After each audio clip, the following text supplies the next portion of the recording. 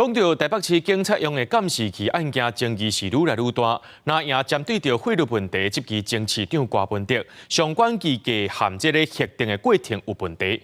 台北市长蒋万安今仔日也表示，针对瓜市府伫106年签订的专案法律，已经要求相关单位需启动解除租约。不过，这款的讲法却引起民众党的批评，认为蒋市长根本无法解决到这上界根本的问题。 我只想告诉柯市长，重点不在2妹跟3妹，重点在费率。如果你把3妹的费率砍下来了，那你用2妹、3妹都不是问题。面对警用监视器的争议，那也2个批评前台北市长郭文德是重点放唔到。问题唔是伫咧团署的评款，颠倒是一直甲汇率的争议。这个郭市府的任内，团署的评款是对2M 变3M，定的2200块月租汇率是有问题。目前我们并没有看到。 这个相关详细议价过程的资料，我已经要求法务局相关单位即刻启动解除106年柯市府所签订的专案费率合约相关作业。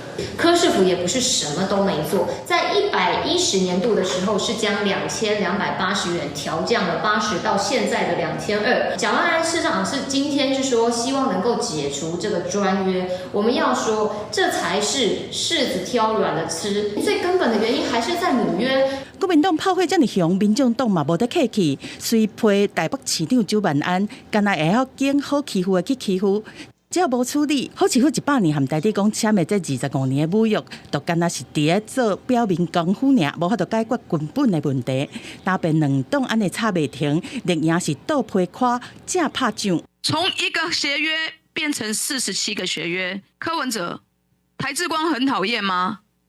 台志光很邪恶吗？柯文哲把台志光养大，现在蒋万安面对到司法进行调查，如果只是解除一个子约，这就是玩假球。这条监视器的争议是引起各政党的攻防。虽然蒋市长表态讲已经要求各单位针对郭市府106年签的专案汇率需启动解约，嘛同款互风波是一直在烧。